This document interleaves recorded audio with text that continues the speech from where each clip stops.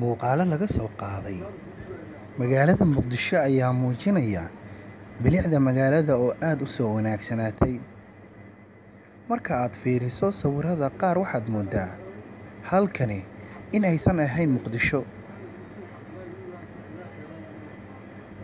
Dib u dhiska Soomaaliya ayaa waxaa ka qayb qaatay dhalinyaro Soomaali kuwaasoo dib ugu soo laabtay gudaha Soomaaliya kana yimid dibadda. Qurba joogtan ayaa maalgashi wanaagsan ku samaysay gudaha Soomaaliya waxayna soo muujiyeen dibna u soo celiyeen bilicdii magaalada Muqdisho. Habeenkii marka aad baxdo waddooyinka qaar waxaad dareemaysaa inaad joogto waddan aad u qurux badan, mana dareemi doontid in dalkani uu ka dhacay wax colaad ah amba uu soo gaaray burbur soo jirsaday muddo 30 sano ah. Muqdisho waa hoyga ummad Soomaaliyeed kuwaasoo ku kala nool daafaha caalamka.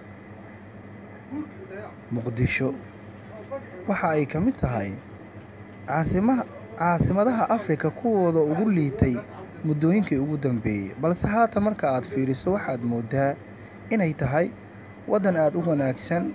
Marmarka qaar waxaadba is leedahay halkani ma Cape Town ba? Cape Town waa dalka Koonfur Afrika caasimadaha ugu wanaagsan. Dib u fiiri oo dib ugu laabo gudaha Soomaaliya, milicso waxyaabaha qaar kana qayb qaado dib u dhiska dalkaaga.